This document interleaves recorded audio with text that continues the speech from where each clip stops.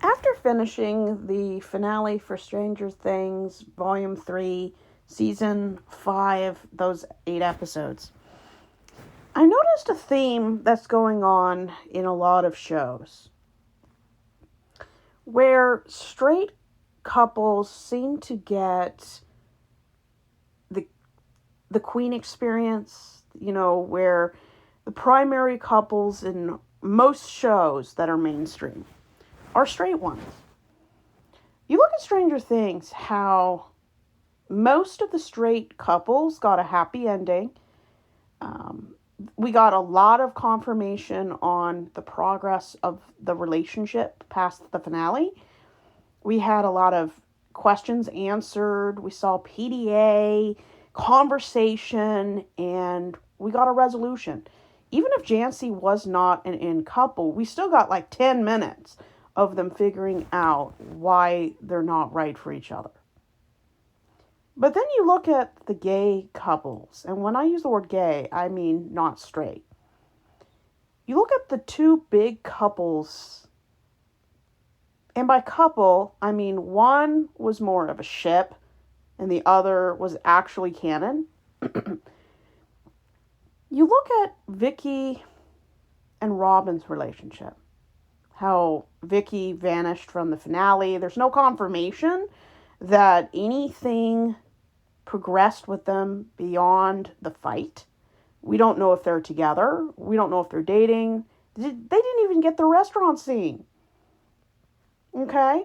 They got none of the confirmation that Lucas and Max or Joyce and Hopper got. There wasn't 5 minutes or even 2 minutes of PDA or anything. There was just gone and vague conversation without the other person there. And the other LGBTQIA ship didn't even get shot down. I mean, they build up the idea that Will liked Mike for seasons. They never resolved it. They never even talked about it. I mean, Will came out, and there was no other scene. I mean, Noah had to fight for that scene on the tower, where Mike makes it very clear that they're just friends. And yet, they never resolved any of the misunderstandings. Nobody ever asked how long it's been going on. There was no hug, no platonic, I accept you. And it's not fair that most of the straight couples were in game with footage and PDA, and I mean, they made sure you were aware that those two straight couples made it through everything and they're riding off in the sunset. But the two gay ships, one was canon, the other was like fumbled at the 50-yard line. There is no concrete canon ongoing relationships. And it's like that in a lot of shows. We call it queer baiting now. But even if it's not, most people, if a boy and a girl, even if they're not canonly involved, their idea of a ship for it to possibly happen is valid, even if it never happens. But if somebody's gender doesn't line up with the heteronormative expectation and privilege, it's never considered by 80% of the audience. And I saw a lot of comments about the gay agenda being pushed on all media, all television, movies, music, even posters. And it's funny because straight people are always saying how there's a gay agenda. But no one ever talks about the straight agenda. And yes, unless you've been dead or blind, there is a straight agenda. So the title of the video I was making is, What's Wrong with the Gay Agenda? Well, the only people who think there's something wrong with the gay agenda are people most likely are not gay or not out. They may be in the closet. Some of them are so in the closet they're in Narnia. But 99% of the people who have an issue with a gay agenda or even claim there is one are straight people. Whether or not deep in their soul they know they're straight or they're pretending to be, they identify as straight. And yeah, 75% of people on the planet are what we construe as being hetero. But what's wrong with the gay agenda? I don't even like calling it an agenda because that kind of feels like an insidious, like the Pied Piper where we're trying to lure your kids away. That's not happening. I like calling it I would say, instead of calling it the gay agenda, which is something that bigots and ignorant people say, because I don't like the word agenda. I think it's very political and very nefarious. I like calling it gay recognition, gay acknowledgement, gay validation. And yeah, people who aren't straight, we don't need validation from ignorant people, even if they happen to be straight. And I'm not saying all straight people are ignorant, but the majority of people on the planet that are ignorant about orientation label themselves as straight. And yeah, there's a lot of bigotry and ignorance within the gay community. I mean, I still feel bad about asexuals, trans, and bisexuals because they get so much hate in their own community or erasure. But there is no ignorance and hatred and bigotry like straight hate. And what I mean by straight hate, I mean hate that comes from people who identify as straight, hetero. We need to have more recognition, more predominance, and more acknowledgement of human experience. The idea that there's only one way for sexuality to be natural and acceptable is ridiculous. One class of biology, and I understood that the idea of heteronormality violates all laws of the ecosystem. It violates all the natural laws of physics and the economy and the ecosystem and the animal kingdom. You either have to be complicitly ignorant or belligerently, I can't think of the word, but nobody can grow up in this culture and not know that there are people out there that are different. You don't have to understand how they're different, but everybody. I lived in Alaska being homeschooled and isolated, and I still knew that there was a gay out there. Unless you live in a community that's 100 miles from the nearest McDonald's, where there is like nothing, you still probably know that there are gay people around. You have to be willfully ignorant or be living in denial to believe that everybody is the same. One size does not fit everybody. And what is unnatural is expecting everybody to be like everybody else. It's stupid. The animal kingdom alone teaches us that there are people and animals in different types of breeds of creatures that don't exist to propagate their species. There are animals out there, straight animals, that can't or won't reproduce. That doesn't make their love or existence any less valuable than creatures that reproduce. We have examples of all kinds of creatures that identify as, and by identify I mean they're living and existing with things of their own sex. But nobody wants to kill those animals. I'm sure there's somebody somewhere. We don't put the penguins in prison for coupling off with the same sex. What is wrong with our society? And I want to read something that really sums up the whole idea of a gay agenda. We need to stop calling it the gay agenda because it's not helping our reaching toward just being able to exist freely. We need to be visible. That's what Christians and conservatives and bigots call the gay agenda. We just want to be safely visible. The same as people with autism and schizophrenia, highly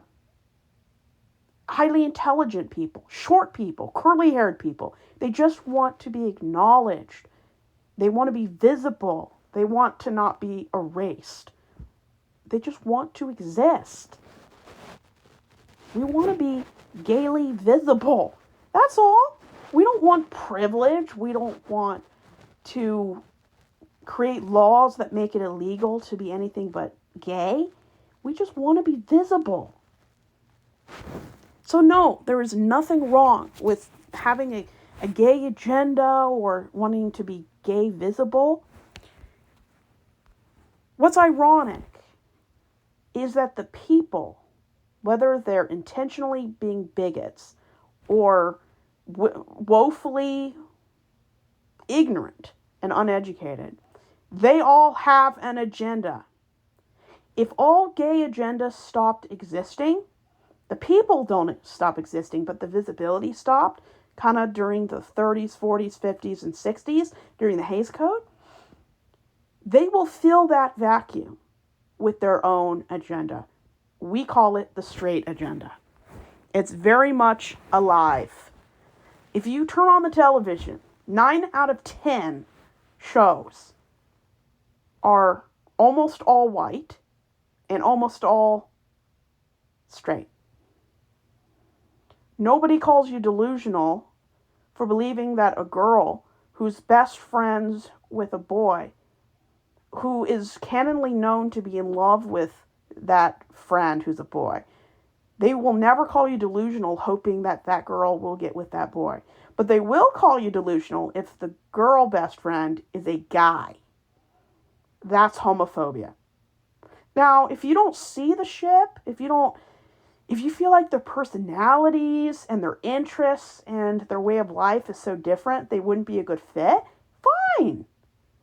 But if it's made very clear in movies and shows that these people would be perfect together, but you say they shouldn't be together, there's really only one reason why. You're too blind to see it, or you're homophobic. There's no third option here. Unless you combine those, I guess. So, I want to read something that I thought was very interesting and educational. Is there a name for women who like women? My 6-year-old daughter asked me recently. Not like a friend, but like they wanted to marry one another, she clarified, in case I wasn't sure what she was talking about. We talked about it before, but she enjoys being able to ask me questions repeatedly, perhaps to verify that my answer stays the same. So why are there no cartoons about women who like women or boys who like boys? If there's a name for them, if there's a label, if there are people who consistently realize that this is who they are, why aren't there consistent representation? The mom said, "Are there any movies that I can help you watch, honey, that might have lesbians in it?" I began to mentally sort through numerous lesbianic-centric movies, trying to find something age-appropriate for her to watch. Most of them were not kid-friendly, and none were cartoons. Well, the cartoons probably aren't kid-friendly.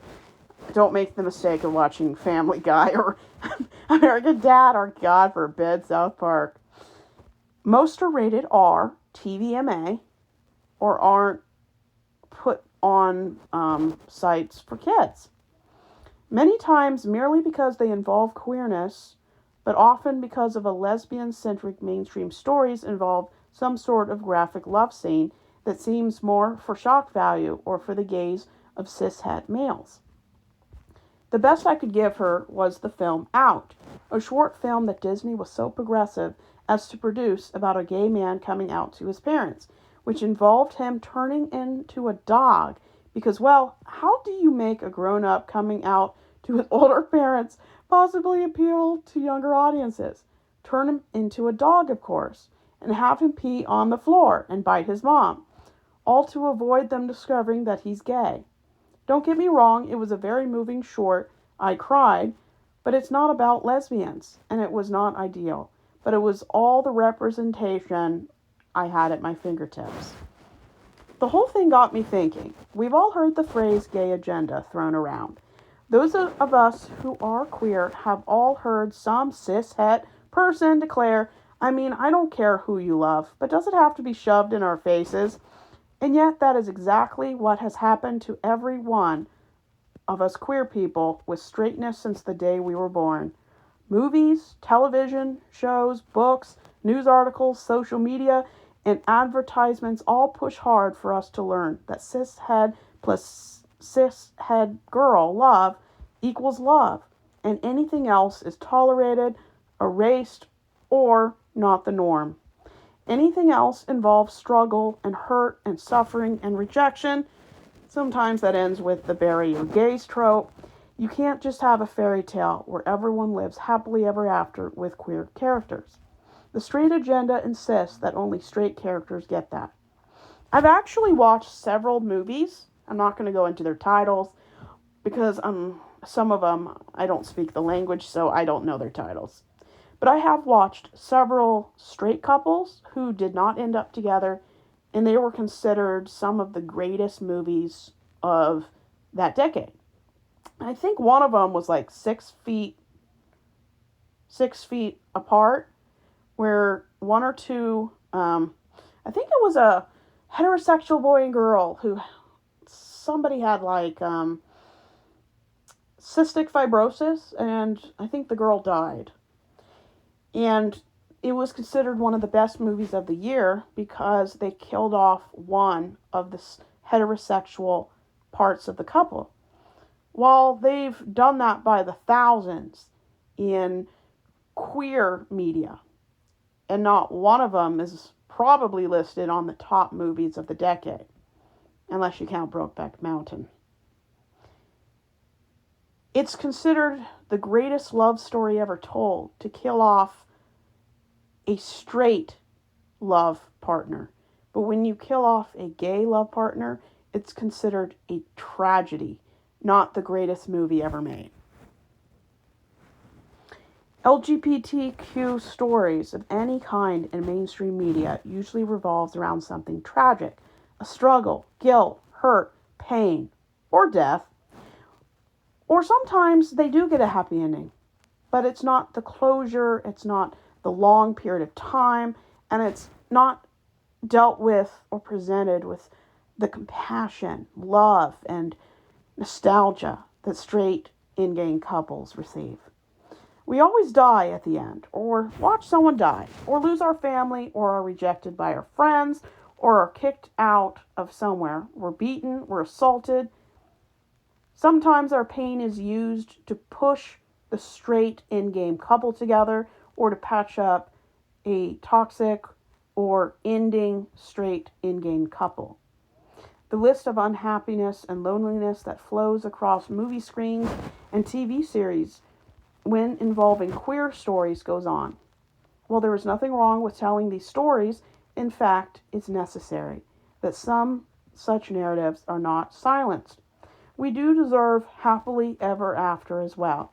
We deserve fun, lighthearted movies. We deserve cartoons that idealize our love. We deserve queer heroes of all ages and amazing, consistent representation of positive narrative.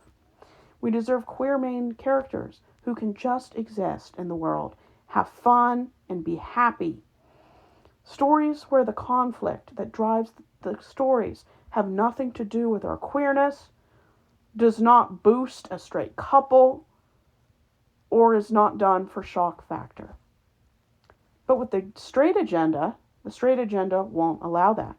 Like any insecure, jealous overlord, it refuses to lose its followers to equal representation. If kids grow up seeing only pain and suffering for those who are not straight, or if they don't see any queerness at all, they won't want to be anything but straight, right? Even if they're not straight. This was certainly the case for me growing up. My family silenced and erased all the queerness within, using the usual straight agenda language of roommate, friend, to reference any of the possible romantic partners of my queer relatives. There were side eyes and scoffs and sleers and slurs directed toward these family members, and the trans member of our family just hid uncomfortably in skin that did not belong to them for the comfort of those who disapproved of that lifestyle. Even though it's not a lifestyle, it's called existing. I grew up learning through all of this that my own queerness was not okay, that I was broken and something was wrong with me, while I crushed hard on girls and always classified myself as a tomboy. I felt deep pressure to like boys, to pursue heteronormative expectations and be as feminine as what was expected of me. I pretended to like the boys my friends liked, but still was confused by their boy band crushes and always felt uncomfortable and out of place. Some felt like they were a monster for being different or broken if they were asexual. Even the language was absent for me. I didn't have a parent that answers questions about anything that makes them uncomfortable. So it wasn't until high school that I heard words like lesbian, bisexual, transgender, or non-binary. I felt as though I had been gaslit my entire life. All I was taught was that straight was the way to go, to be happy and successful, to have a family, and to be good, upstanding citizens. It took me a long time to shake the idea that you could have a family and not be straight. So long that I ended up with 2 kids from a straight passing relationship that I tried so hard to make work. My heart was in no way straight, but I felt as though this was the only way to do it right, and if I was unhappy with it, then I was broken, or worse, a predator. Now I know I am not alone in this feeling, in this internalized homophobia, but then I felt so much shame and isolation. And this is just a secular person. Imagine the shame, the guilt, and the internalized hate that someone from rigid, traditional, gender-rolled situations and environments, whether at home or in church, experience. When you grow up seeing happily ever after only offered to cishet couples, what are your choices? You, the viewer, can have the childhood crushes on the prince or princess, or both. Or if you're asexual, maybe not. You don't have to like anyone, but you won't see your queer self represented there.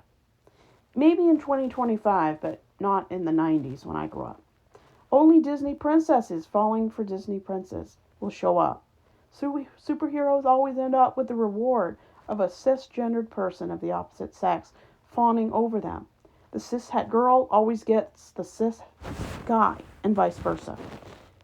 Just looking at Disney films alone, there is enough fuel to make any queer or questioning kid shrink back into their internalized closet, while some are so far in their closet, they're in Narnia.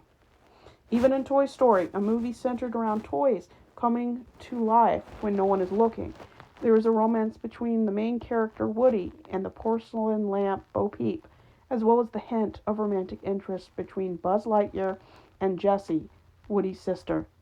The inescapable Ken and Barbie also made their appearance in the show to provide a symbolic cherry on the top for a straight-pushing film. There was absolutely no need to have any romance in any of the 4 movies or the dozens of shorts involving around their story. And yet it's there, loud and proud, and most likely they're living happily ever after together. Yet anywhere that there is a hint of the possibility of a character being anything other than a cisgendered heterosexual, they are left without love, alone, and seemingly uninterested in romance. Or worse, they are given a happy ending, but it's 7 seconds. It's open-ended. There's no PDA, and we're left with more questions than we ever had before.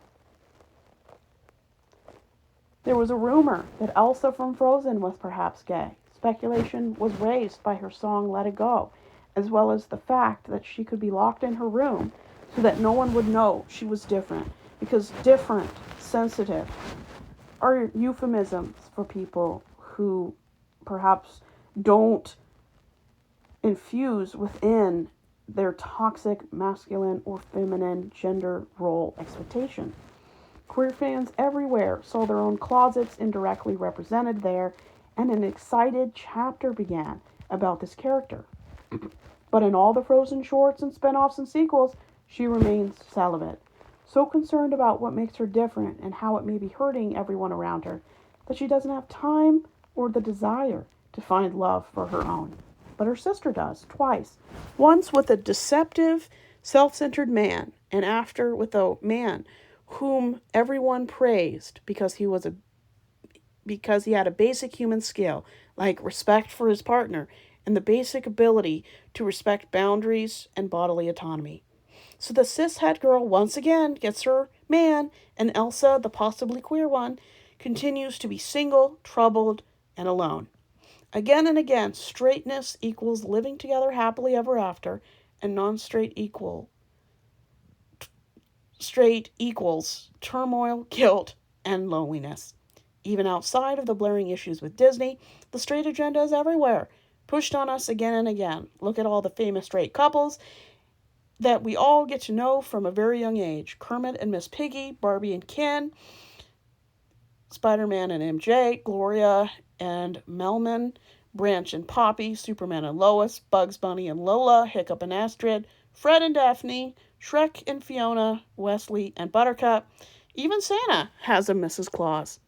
And this is in no way an exhaustive list. The straights are everywhere you turn, crowding our minds with their straightness, hugging and kissing with PDA, and pretending to have a happily ever after in front of everyone, without a moment's thought or hesitation or even an inch of compassion about their open affection.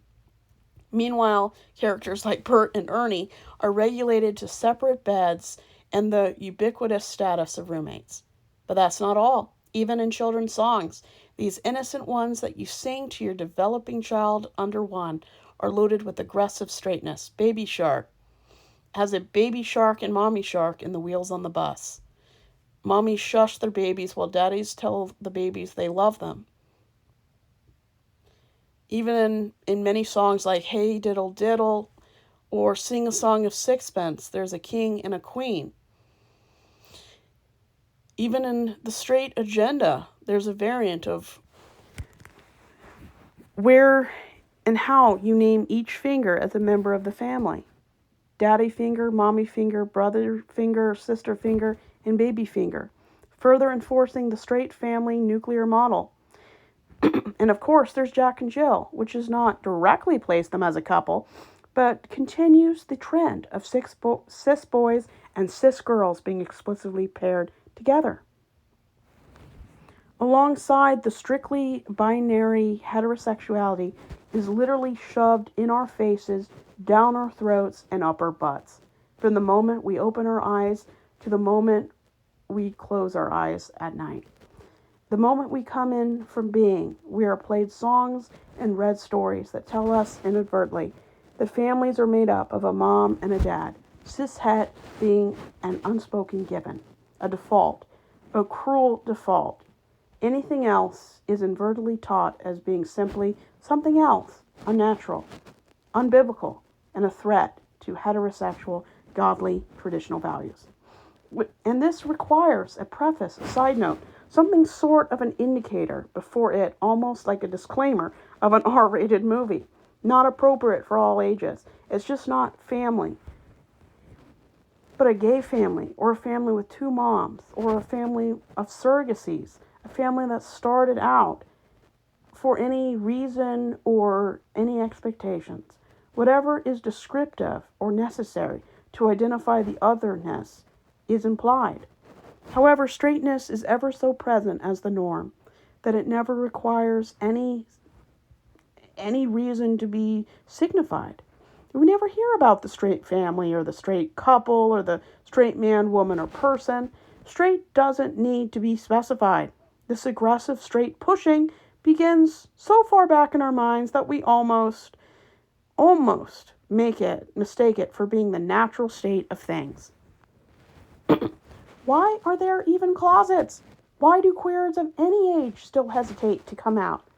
Because no matter how much society pretends to be more accepting or tolerant, they still have it in their heads, drilled deep into their minds, that straightness is the right way, even if it's not the only way.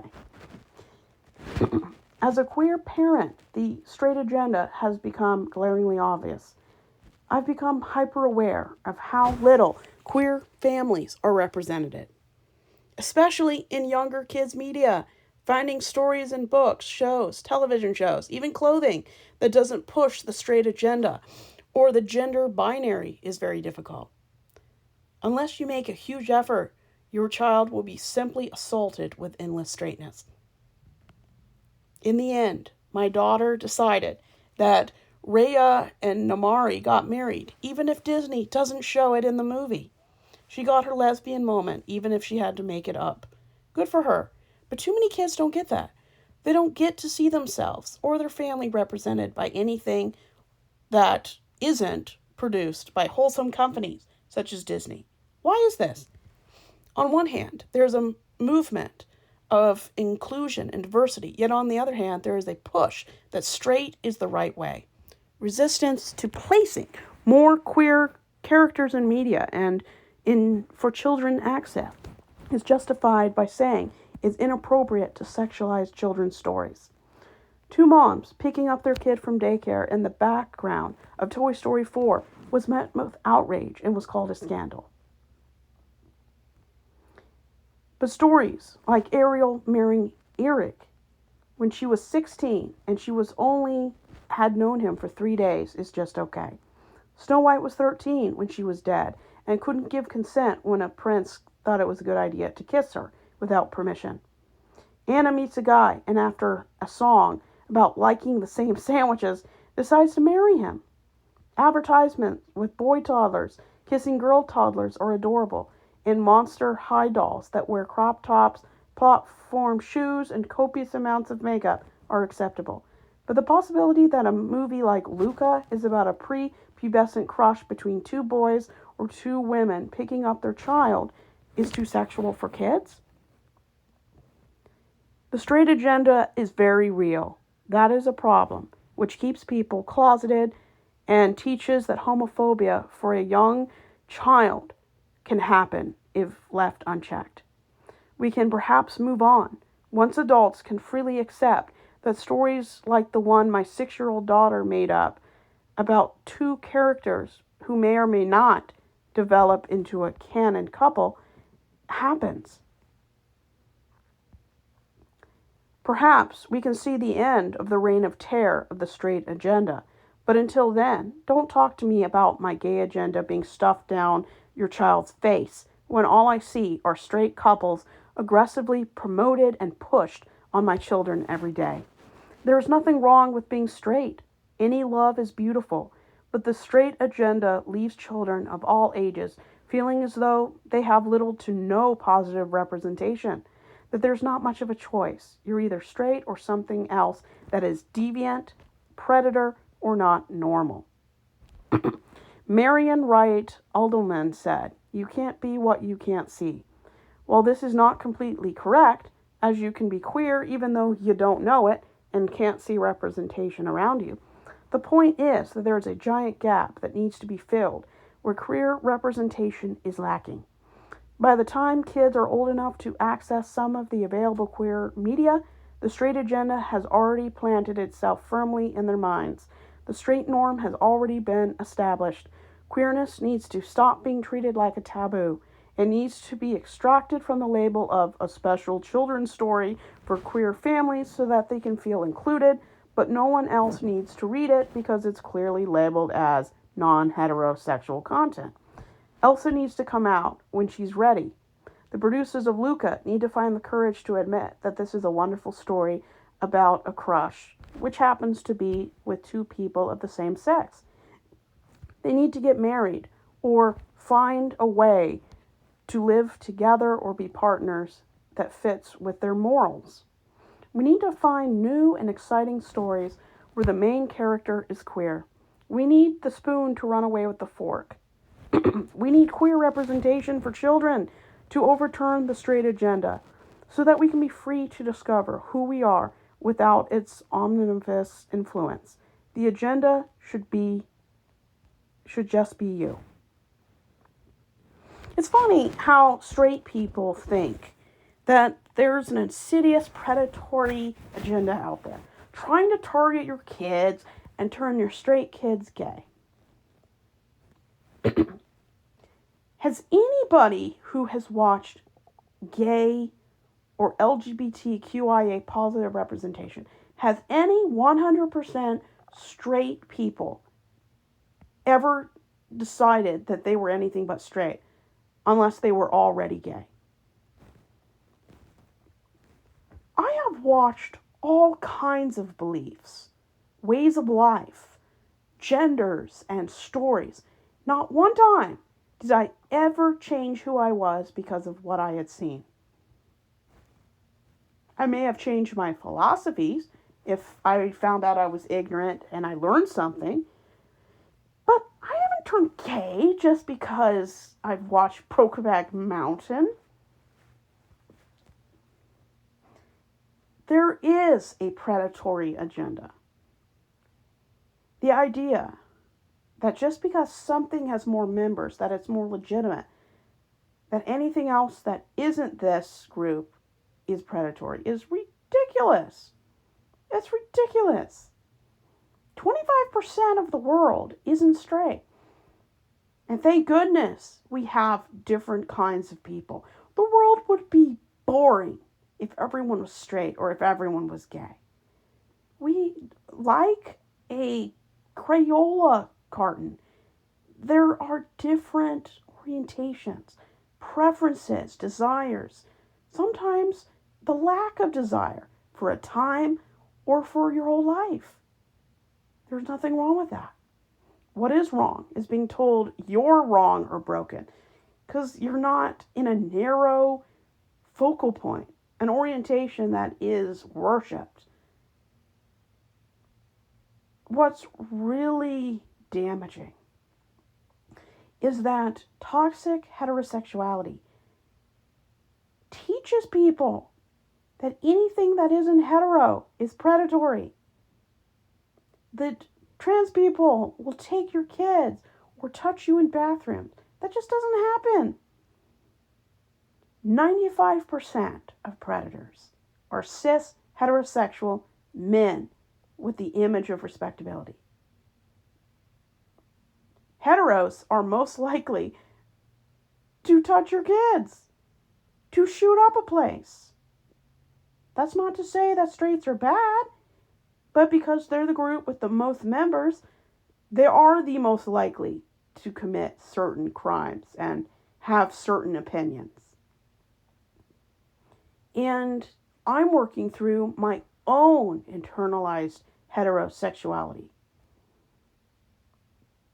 And all that shame that people who aren't hetero go through is because of the straight agenda. People should grow up realizing that there is no right way to live. And as long as your attention or lack of attention is focused on people 18 or older who consents and wants to do it with you, there's nothing wrong with it. As long as the people you choose can legally consent and it's legal, who cares? And if Christians and conservatives and bigots cared as much about where people put their genitals or what clothing they wear based on their orientation, if they cared that much about people's lives, access to health care, abortion, homelessness, poverty, as they did where, how, and what they do with their sexuality, we would all be in a better place. I mean, if conservative, ignorant, or bigoted people opened their minds half as often as they open their mouths, we'd all be in a better place. So yes, the most insidious agenda on the planet is the hetero-cis agenda. All orientations just want to be visible. They want to be recognized. They want to be safe and understood. The same way people with Down syndrome, autism, short people, they all want to be recognized, respected, and included. They don't want anything but equality, education, and acceptance. That's it. They don't want you to make rules that make autistic people have more privilege or more tax breaks. They just want for people to understand them. Because when you understand somebody, when you actually have compassion and empathy, you don't want to be a bigot. You don't want to say stupid, ignorant things. And there is a straight agenda. I deal with it every day. I'm just glad at 31 I escaped the straight agenda, even though it tries to grab me every day. I have the knowledge, education, and statistics to know when it's lying to me. And anything that makes you ashamed to be who you are, who shames you into staying hidden, to be silent, is an awful agenda. It needs to be abolished. Be straight, be gay, be asexual, I don't care. Be attracted to adults, find someone who wants to consent and be with you, or be by yourself if that's what makes you happy. That's what makes me happy. I'm tired of being in families and in environments that see gay pain as entertainment. And when gay couples, whether they're canon or a ship that has been proven to have a lot of merit to it, that even people who don't ship those ships can see it. And those ships aren't given the commiseration, the closure, and the amount of screen time at the end of any successful show that the straight characters do. This is a hate crime. This is cruel. And 80% of the audience is too ignorant. They have such low standards, or they haven't been exposed like I have to how gay people should be treated. With the same amount of time on screen, with the same value, and their stories being shown as much love and acceptance and validity as anything the straight agenda pushes on anyone of any age. And is it queerbaiting, cowardness, or just downright maliciousness?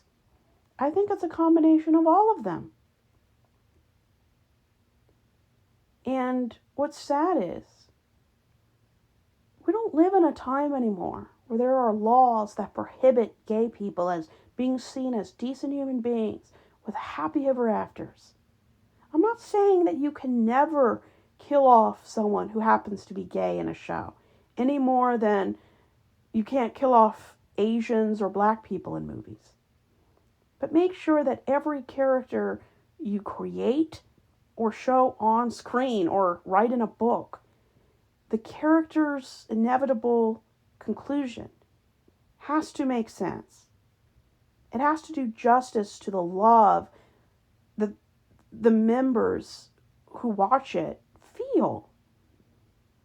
And if you use someone's sexuality or feelings to prop up, protect, and validate the straight couples, this is awful.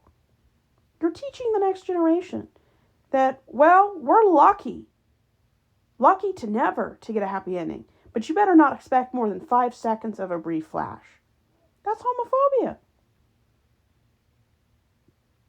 If the straight audience was treated the same way the gay audience and the gay characters are treated in most mainstream shows, there would be a massive outrage. Massive. If a straight person was given a character that was hyped up and had so much potential, and they don't end up with anyone, or if they do, it's something brief, 5 seconds, that nobody knows, there would be outrage. How dare you treat a cis heterosexual person this way?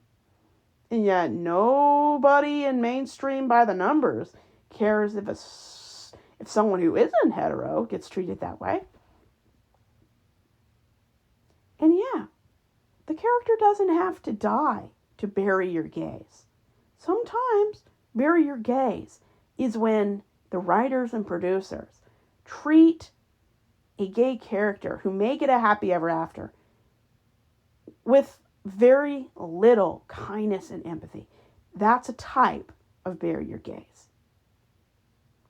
Don't just give gay people happy endings. Give them a happy ending that is more than a brief footnote. Give us time to get to know the person they're paired with. Or if they want to be alone, have actual dialogue, events, and character development to support that end result. Or else just don't write. If you can't do gay characters justice, just stop writing. Every time they fumble or treat a gay character's ending and character development and journey with less value, with less of a happy ending than a straight couple, this is a hate crime. And unless you're not straight, you probably won't even notice. My roommate didn't. And sometime later, I'll definitely discuss my opinions of the finale of Season 5 of Stranger Things. When you watch a show, you should want the characters that represent you, or the characters, regardless of their orientation, draw you to care about them. You need to show the same level of respect, empathy, kindness, and love toward those characters as you do the straight ones. Or else that's homophobic. And you're teaching the next straight and gay generation that being straight and straight love is more important than anything else. And if a gay person has to suffer to prop up or validifies the straight couple, that should never be okay. And what's sad is the mainstream just doesn't care. At least not consistently and to the same level that would impact tomorrow's creation of characters.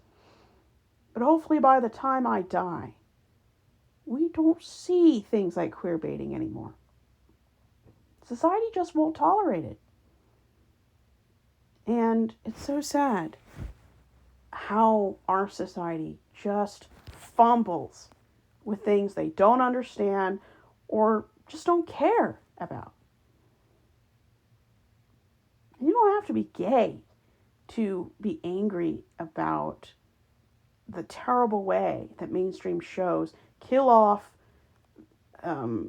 punish, and just torture gay characters. Giving a gay person a happy ending isn't enough. We need to care about their happy ending. We need to care about the people they're paired up with to actually get enough storyline to make the ending mean something. Or this isn't good writing. This is tragedy.